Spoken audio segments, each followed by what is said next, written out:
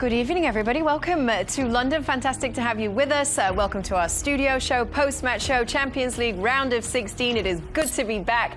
We're going to start by talking about the game between Manchester City and FC Copenhagen, played in Denmark tonight. Peter Schmeichel was there pitch side for us. Peter Schmeichel, Copenhagen came into this game with such a formidable European home record. Just wasn't enough against a team of the quality of Manchester City, though. No, I mean, and you know, since they did really well in the group phase, they haven't played for 8 weeks, and as I said, you know, pre-match, you've got to see what's going to happen from 80 minutes and forward. And at some point, you know, it's really difficult if you haven't played really well. I mean, he's a big part of them even being here. He had a fantastic season. He actually signed in the summer. Last summer, he signed for Wolfsburg, but stayed on to play the Champions League, and he will leave for Wolfsburg in the summer. I thought he played really well today. I'm a little bit, you know, there's a few players I wanted to see on the pitch today. He didn't put them on, but you know, it's really early days. They're struggling in the league. They start the league against a difficult team on Sunday. So Næstrup, the coach, he's had to kind of play the cards he's got available to him in the best possible manner. And I think deep down, yes, he wanted a really good and strong performance from his team today. But I think deep down, even he didn't believe that they could beat Man City. Peter, Manchester United, obviously you won the Champions League, and a few years later they won the Champions League again, but they didn't retain it. And notoriously, it's really difficult to win the Champions League back to back. I mean, do you think there's anybody capable of stopping Manchester City this season? It's really difficult to see that. If you look at their last couple of performances, it's not like they're not blowing teams away. On Saturday they play Everton and they're resting 4 of their best players, and only when they need to put them on, they put them on, and they're not spending any energy. You know, they're fresh for this game today, and it's just such a luxury to have, you know, that amount of players who can play at this level.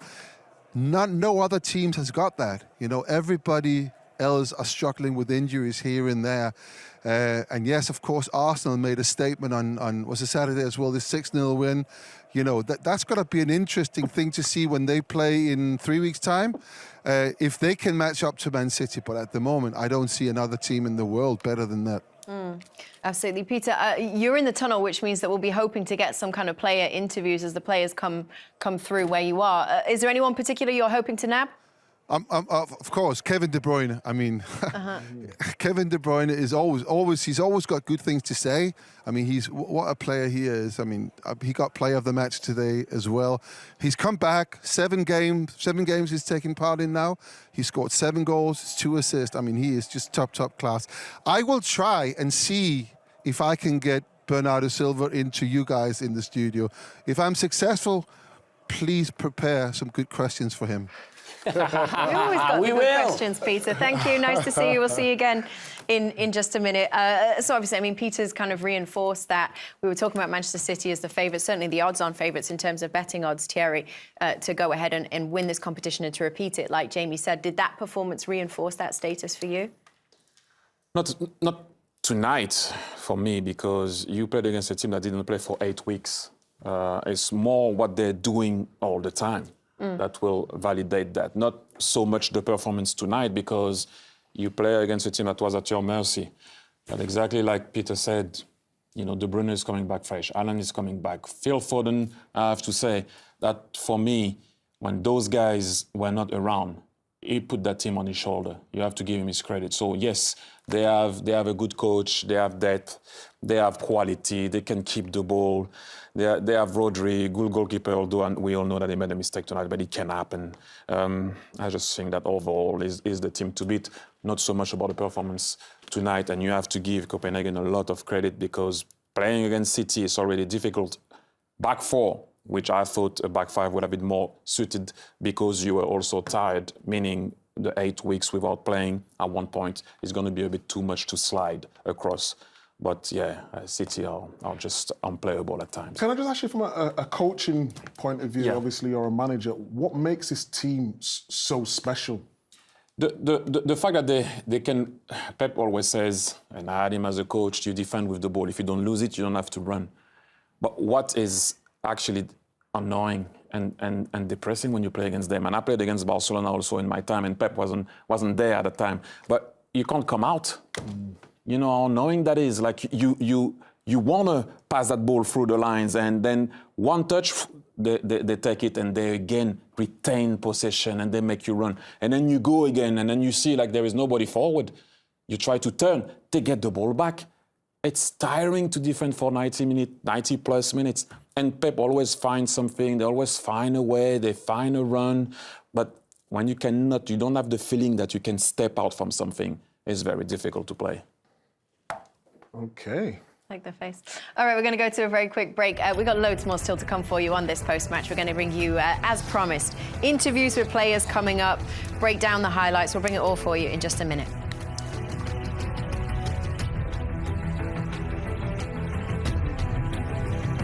Welcome back.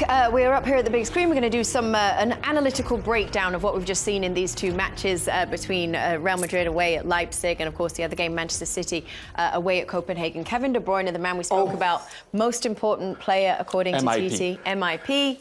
Special tonight. Very special. But we talked as players, should Copenhagen play with a 5 at the back, because Man City are really good at that third man run, getting in the space. So we just want to look at 3 clips, which are the goals. And I would go to the ball there. You're the centre-back. Where do you want this player to be? Here, or do you want your midfielder to drop a little bit there? For me, I am a big believer in I used to play a lot of zonal, so I'd always talk about the centre-back filling the space. I'll tell you why a centre-back should fill a space for me, because if a centre-back fills a space, Kevin De Bruyne doesn't run. Okay. If you leave it to this guy, he has to run. Then you've got a central midfield player in a full-back position. The whole reason he plays central midfield is because he's not a full-back. So for me, I'm very big on centre-backs filling the space, coming across, and as I said, it nullifies the threat straight away. But it is really difficult. Thierry mentioned before the game about playing a back 5. There's nobody I've ever seen in the history of the game better at making runs from here to here than Manchester City. This started when Pep Guardiola came in. It was David Silva on one side and it was Kevin De Bruyne on this, and that's why a lot of teams we see go in with a back 5, because you already have a player waiting for Kevin De Bruyne's run. Perfect. If we just run that on, it's very difficult to do there. You know, where you're thinking he's so obsessed with Haaland. As we come on, clip there. Sorry about this. The reason why we talk about the back 5 and the back 4 is because City play with a front 5. So here's Grealish. He's your wide player. So your full back goes in here with Bernardo Silva, who does the same job that Kevin De Bruyne's doing here.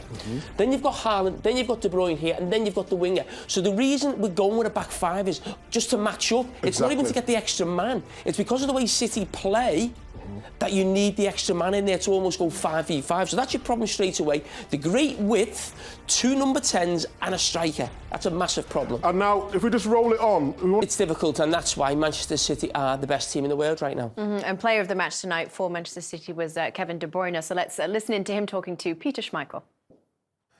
So, Kevin, first of all, it's fantastic to see you back on the football pitch. It's 7 games now, 2 full 90 minutes. How do you feel?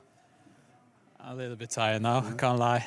No, I feel good. You know, I'm getting where I need to be. I know I still need a little bit. You know, the games after games, I'm not used to it yet, playing every 3 days. But, you know, after being out that long, I feel really good. And you know your stats, I'm pretty sure that. At 7 games, 7 goals, 2 assists. So you're not quite there yet. Is that a message to everybody else now in the Champions League and of course in the Premier League as well, that there's more to come from you?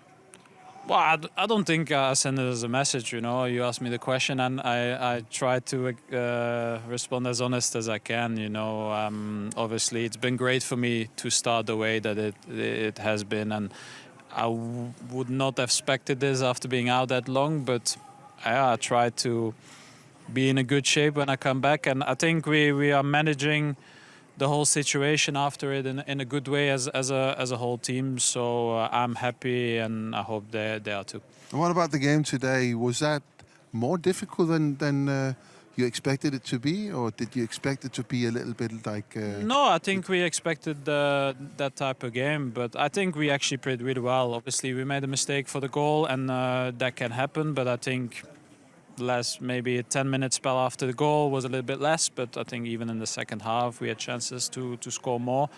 obviously we are lucky to score in the last minute, but I think we deserved it. But also props to Copenhagen to do this type of game, and they deserve to be here. So that's it. And also it looks at times it looks like you very, very deliberately just takes the temper out of the game for longer spells and just keep the ball. Is that a deliberate thing, knowing that the period that you're going into now, with all the games coming up, you have to win them, that's something that you use as a tool?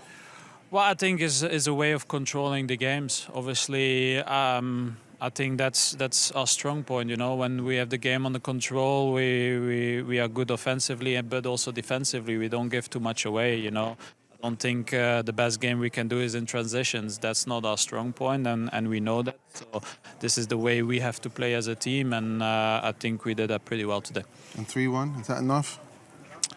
Well, it's a good start, obviously, but we have the advantage. But we know you have to play always a good game in the Champions League and be ready for the second game. Yeah, well, good luck. Thank you. Thank you very much. Thank you. Thanks a lot. Fantastic player. You obviously worked with him during your time with the Belgian national team. What kind of remains with you from the time you spent with him? His brain, the way he sees the game. I think we mentioned it one time here, that at times he's so demanding with himself that can bring him places or overthinking about what happens. And if someone doesn't make the right pass, that can upset him for a little while and a big part of the game. But I mean, why mention his brain? Because Kevin De Bruyne, we all know that right now, physically, he's maybe not at his best, but his brain is pretty quick. You don't need to run when you have a brain. You're talking about the Premier League. I just want to ask you a question. We're looking at you go back to sort of serial winners, and we're actually feeling that Manchester City could become serial winners of this trophy for the next 3 or 4 years. And you've had the great Barcelona teams of Xavi, Iniesta. We've seen sort of Real Madrid, but now we're seeing Modric on the bench. Toni Kroos is still playing. Even though he's over 30 now, do you think the next couple of years could see almost Kevin De Bruyne seen as one of the greatest players in the Champions League of this era right now? Hopefully. Midfield-wise. I mean, I think he's up there already. Like, going now to the top of the top of the top is going to be a different situation. But to go back to how clever he can be, yes, if he adds back-to-back and a third title in a row, which was, we all know, difficult. Madrid did it. But I can see him finishing his career lower as a holding midfielder. He's that clever. Yeah. So Copenhagen did manage to level the game at one point. Let's take a look at how that played out, because we've heard Manchester City talking about the fact that they made a mistake for that goal. Yeah, it was a mistake. It was Edison. It's sort of difficult because he's tried to stay up to hold his line, and he's focused on the ball. He's got to give him a shout because Bernardo's running, but he's so obsessed with Haaland.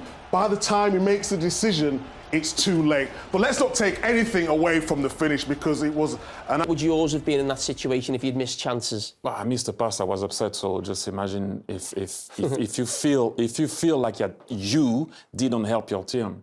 So you're going to feel a bit upset, whether it's a goal, if it's an assist, or you had to press. I think he's more of the type of player that if he didn't score, or he doesn't score, he doesn't really like it. Like, I didn't also, I'll be honest with you, but I was thinking about different stuff also when I was playing in the game. So whatever my team needed, you play away from home, you have to play left winger for 10 minutes. That's what you have to do to help your team. Then you can do that. But I think it's more in a bracket of a proper 9 and goal scorer. If he doesn't score, he will play in his mind a tiny bit. Not too long, because we all know he's going to score soon. So 3-1 was the final score. Third goal from your boy, Phil Foden. Phil Foden. I mean, he's just a genius, isn't he? Honest, absolutely delighted for him. All right, that means that we still haven't had a chance to talk about the other game today, which was the game between Leipzig and Real Madrid. We are going to bring you highlights and analysis of that one and this goal from Brahim Diaz after the break. We'll be right back in just a minute.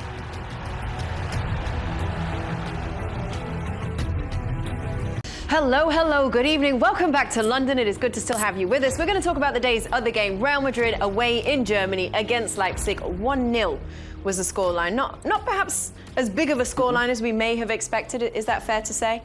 You would think that Real Madrid may have gotten, if we're talking about them as one of the favourites to win the competition. No. Guillaume Balaguer saying the best team in the world right now. I expected them to suffer, and if Šeško scored his 1v1 and missed an opportunity at the beginning, it was always going to be a tight game. Remember, Man City suffered also last year there. So it's not an easy one. Different ball game when you play them at home. So I was expecting that, and basically Brahim Diaz won it. He sure did. You don't know where we're going, do you? Yeah, I do now. Give me a second. Guess what, Micah? We got a surprise for you. Oh. The one and only. Yes! Philip! How are you doing, sir? All right, mate. You okay? I'm fantastic. How are you? You're absolutely brilliant, aren't you? You're playing some of the best form of your life right now. Talk to Uncle Meeks. Yeah, I'm happy at the moment, obviously, scoring goals, helping the team. So, yeah, delighted.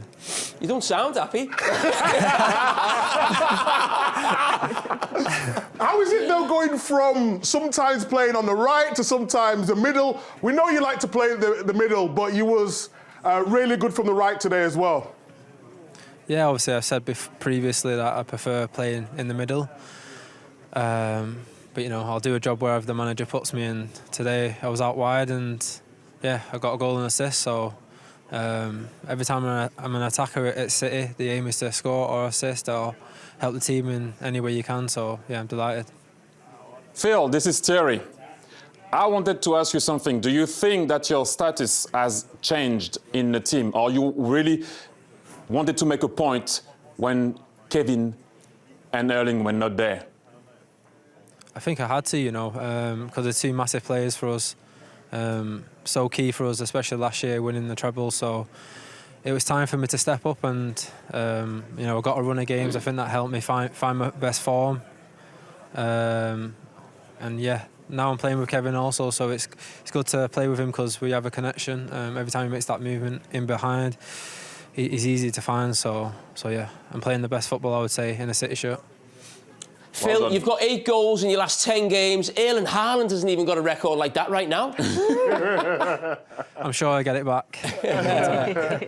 Is this the best form you've been in your career? You're obviously a wonderful player. You've achieved so much already, won so many trophies at Manchester City, but it feels like you're in the form of your life. Yeah, I feel like I said, it's the best football I'm playing for City, and it obviously helps playing every game as well because, you know, it helps you find your feet, helps you stay consistent. So yeah, long may that continue. And Phil, you won the Champions League last season. Obviously, you've got to do it again this season. Do you think you can do it? I hope so, yeah. I think we've got the squad of players for that. I look around the changing room, you know, I still see the determination and the hunger. So yeah, definitely, I don't see why not. Would you say that's your best night in a club shirt? Best night? Yeah. Champions League final. Oh, yeah, definitely. Tonight, I was like, oh, tonight! Oh, you come on, Philip! What are you playing, Copenhagen?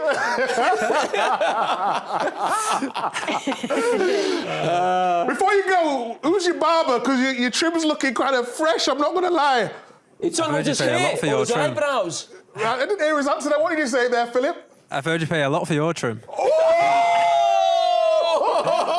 would you pay for yours? 20 quid from the local. No, you do not No, pay you 20 do quid. I swear, obviously I sort him out sometimes, but It looks I go like to it. the same barber from the age of 8. Did he slip when he went to your eyebrows or not? Yeah, he stayed there ever since. Well done, Phil, well done. We appreciate Brilliant, your time. Phil. Thank you so much for joining us. Cheers, guys. Thank you. See ya. Cheers. Thank Best you. of luck. All right, so the other game of the day, we want to go back to that for 1 second. That was the game between Real Madrid and Leipzig. 1 goal in it. Brahim Diaz won it for Real Madrid. Thierry Henry said he's been speaking to Guillaume Balaguer. Let's listen in. Brahim, you're holding something there. Yeah. This is what I'm holding, the MVP of the match. But for me, this is okay. The important thing is the win and to help the team with the goal. Yeah, but actually you were given the opportunity to shine under the absence of Bellingham, and you were fantastic today. Yeah, it's difficult when you need to substitute Bellingham because he's world class. But it was a special night for me, a special day also. I'm fine, I'm good. I am a calm guy, which I take the opportunity I have, so it's okay. Do you need to watch the game and the goal especially again, or you've got it in your head? How was it? Yeah, you know, I am an intuitive guy, which I take the first dribble, and then I saw then they come back, so I see the space and I shot. And it was an amazing goal, yeah. You're making it sound like it's the easiest thing in the world. No, it's not the easiest thing, but I am this kind of player which I try to take the dribble and then to see where is the space, and then the shot was fantastic, so it was an amazing goal, to be honest. I'm happy. Do you feel that when you're on the pitch you have to impress because you haven't started so many games, but every time you've been on the pitch you have impressed? No, I don't feel this pressure. I take the responsibility. It's different. I take the responsibility when I am on the pitch. I want to be with the ball. I want to try to help the team, and that's it. I don't feel I need to shine. I feel I have the responsibility to shine. It's interesting to hear him describe the goal like that, because I know that was basically the same kind of analysis that you were going to give us of the goal. Yeah, shall I not do it then? No, still do it. No, I mean, what he did is just... And if a wide receiver does that, in American football, everyone will have gone ballistic, but the ball is at his feet. Sorry, wide receivers, and sorry, Nate. This is proper skill. Look at how he's going to drop this player. Xavi Simons is going to follow the run of Carragher, and now, just like Moses, he's going to pout, going to freeze it here again. If I said to you that Brahim Diaz was going to score now, look at how many Leipzig players are on this side. You don't have a 9 here, like you mentioned before, which will occupy the 2 defenders, and you don't have a 9 there. I don't know why at that particular moment Orban, when he goes inside, doesn't stop him. Again, the run of Carragher will open. What could have set us up differently for the rest of the game, I suppose, is the fact that Leipzig initially, actually, were the team that went ahead 1-0, had that goal disallowed for offside. Jamie, do you want to talk us through your opinion on how that happened? I mean, Thierry covered it at half-time, but I thought it was a little bit harsh. Really comes in. You see the situation here. Now, it's the slightest touch. As Thierry said at half-time, that I don't think he does get across and actually stops the ball going in the net. So, you know, it's the goalkeeper's union. I'm sure Peter Schmeichel would say it was a foul, but for me, I think he was very lucky. Well, Champions League is back, which means that Christina Unkel, our refereeing expert, is also back. We thought we'd bring you back in to just have the boys tell you why they all disagree with you, Christina. Do you think that was the right decision, yes or no? It is. It's ultimately the correct decision. As we know, we should know, there are 3 different types of offside. This one specifically falls into interfering, not physically take a step back because of that impact by Hendricks there. So because of that, it prevents him. And so it's... Where is she? In the office, it looks like. Don't know which office. She's now the owner of a football club. Facility. Yes. Do you want to give a shout out to your new women's team? Yes, officially sanctioned Division I professional women's soccer for Tampa Bay Sun FC. Let's go. I got through FIFA and I got through U.S. soccer sanctioning. Now it's building a team as well as building a front of house. So that's why I will be burning the midnight oil here. Hey, congratulations. The best of the best. Lovely to see you. I tell you who may think differently to Christina about that decision is the Leipzig manager. He's been speaking to Guillaume Balaguer. So let's go back over to Leipzig and hear that. Micah, do you think the result reflects what happened in the game? Well, it was close together. I think both teams played a well game. We faced a really strong opponent, but my guys did it well. We defended on a high level. We had chances to score. We scored a goal that is not given. Nobody knows why. No foul, no offside. And at the end, we conceded a dream goal of Brahim Diaz. That was the difference today. You mentioned it already, so I'm going to ask you about it. The disallowed goal, you haven't got an explanation from anyone? No. Yeah, it's really hard. But what can I say? I mean, if the referees see it again, they will know that it's a mistake. I hope so. And but you can't change it. So, yeah, we go with 1 goal less to Madrid and try our best. You wouldn't be surprised. So then just 1 goal in it, 1-0 the final score for Real Madrid in that one. Let's look at some of the other opportunities that we saw throughout the 90 minutes. Vinny Jr. with a good one for Real Madrid. Yeah, Junior, but there are chances. I can understand why the manager is frustrated. Absolutely. OK, so Champions League is back. That is always a massive story. But one of football's other big stories at the moment is the intense pressure faced by club managers and the decision of some big names to step aside at the end of the season. We're going to delve into that topic after this short break. Stay with us.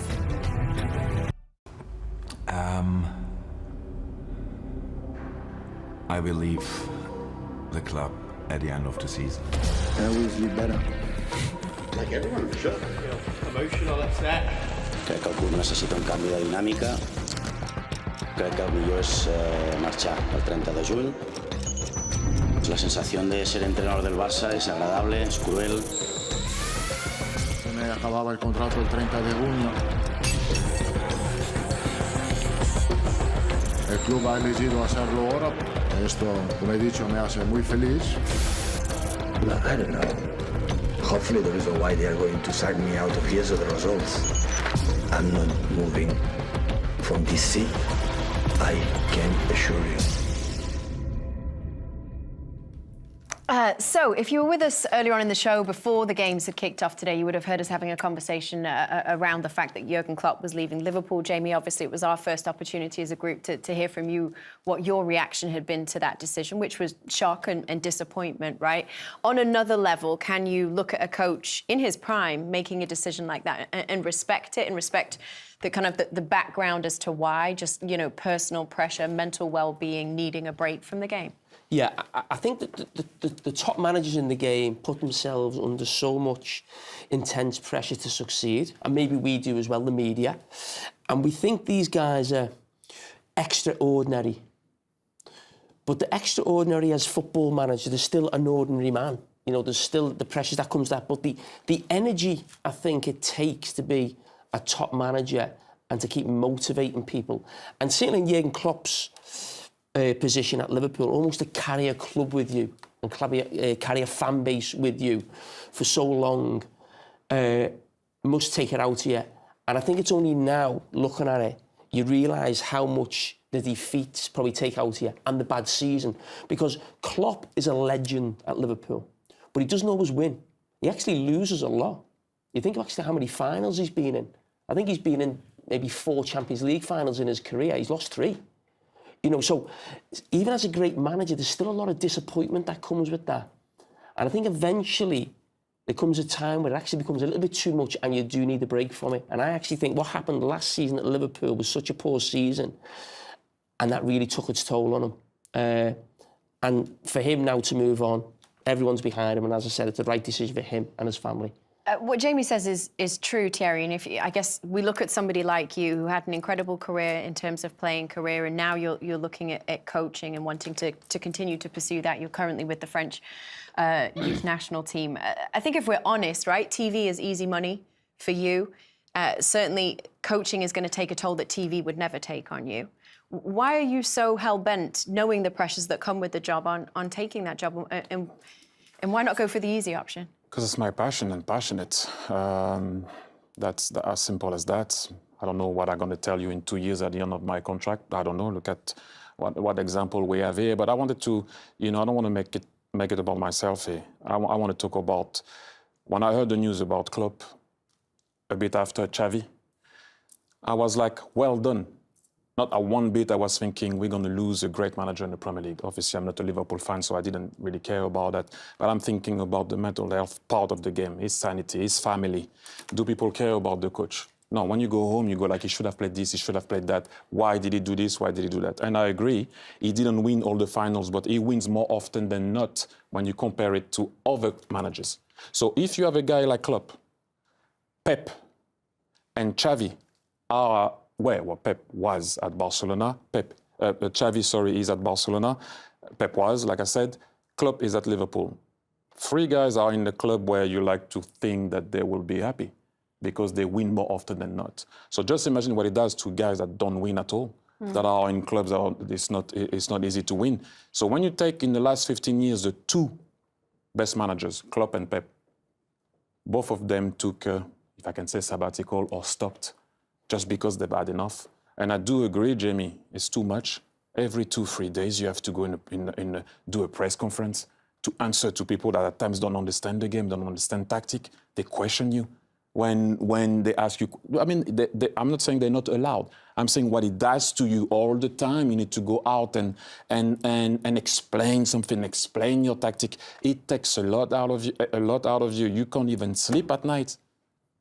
And nobody cares about you. I'm sure the staff does. I'm sure people out there, and Pep has Manel with him, Estiarte, to help him mentally and help him, get rid of the emotions after a game. Even when you win, dealing with the press, dealing with the sponsors, dealing with the players knocking on the door. Why I'm not playing? Dealing with the fans when you go out because you lost a game or you didn't win the Champions League for a very long time. Just imagine the best. I have to take a sabbatical year. Just imagine the rest. It's but you that's still want to be a manager, though. Yeah, because I'm passionate. Look, right now, I cannot tell you in 2 years what's going to happen or tomorrow, but I'm passionate. All I can say is, people, please, I know it's not easy, but do have some sympathy and empathy for a manager because we don't often think about it. And I'm talking now, not the coach. We don't think about it. Only thing you think about when you go and watch a game is he didn't play my favorite player or he didn't play in the right tactic. Please, those guys have a family. Those guys are human beings, as you mentioned. It's not always easy. If the best can take a sabbatical year, just imagine for the rest. Don't leave us, TT. All right, we're going to go to a very quick break. We'll be right back after these commercials. Stay with us, don't move. Well, we do have more Champions League coverage coming up for you here, but a quick reminder that after us, CBS Sports 24/7 coverage of the beautiful game will continue over on the Golazo Network with Scoreline. That is just part of today's terrific lineup, bringing you Champions League reaction and much, much more. Plus, make sure that you also catch supersized highlights of today's action on the Champions Club. That is at 8 p.m. Eastern, and you can stream the Golazo Network for free. Yes, that is correct, for free. It is available on the CBS Sports app, plus Roku TV, Pluto TV, and Paramount Plus. Check it out. It is a must for all football fans. We'll be right back after a short break. Well, today, Real Madrid and Manchester City both gained first leg wins. Tomorrow, the big names, they just keep on coming. Kylian Mbappe's PSG hosting Real Sociedad, plus Harry Kane and Bayern Munich are in Rome to face upset-minded Lazio. A couple of cracking games for you tomorrow as well. Do we have time to talk about any of them? Is that what we're going to do, Thierry? You lead. OK, I'll lead then. It looks like a bit of a tricky fixture, potentially, for PSG, that one? Yes, Sociedad is not an easy team to play against. As you saw in the group stage, they finished in front of Inter. Thing that I will say that is good for Paris Saint-Germain is that they like to be on the ball. As they are as good on the ball as Man City, no, but they like to be on the ball. It might suit Paris Saint-Germain. So the reason I was questioning whether we had time is because Jamie says he's got something he wants to get off his chest. You've got 10 seconds. No, I thought there was a comment you made was really disrespectful. Really, what was that? Well, you said it was easy money to do this job. For someone of Thierry's stature? All you have to do is read an auto cue. Is that all I do, is it? We've got to think of opinions, we've got to do the analysis before the game, after the game, react. Come on, read the auto cue, Lovely, go on. There is no auto cue, Jamie. I just ad-lib off there. Goodbye, everybody. Have a good one. Good night.